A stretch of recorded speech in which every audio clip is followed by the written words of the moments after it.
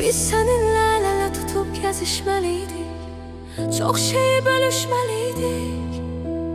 O son görüş yerine gelip görüşmeliydik. Gelebilmedim bağışla. O son görüş yerine gelip görüşmeliydik. Gelebilmedim bağışla. Senlik heç ne yoktu əzizim, başa düştüm. Görünür ki mən değiştim. Sənə bir şey olsa ölərəm demiştim. Ölə bilmədim bağışla. Sənə bir şey olsa ölərəm demiştim. Ölə bilmədim bağışla.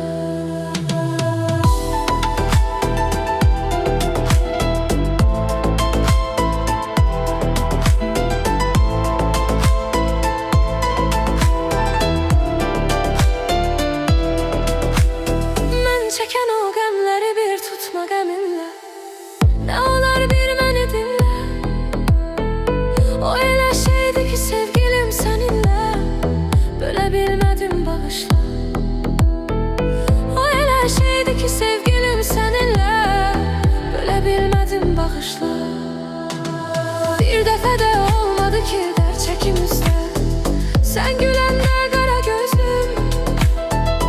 Bu dəfə soldu ümid bağı gül üzüm. Gülə bilmədim bağışla. Bu dəfə soldu ümid bağı gül üzüm. Gülə bilmədim bağışla.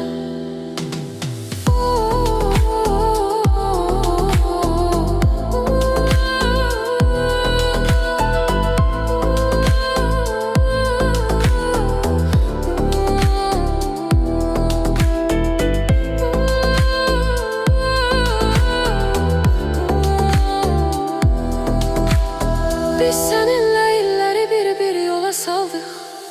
Hayatın lezzetini aldık. Ne rüzgar esti ki bu günlere kaldı. Bilebilmem.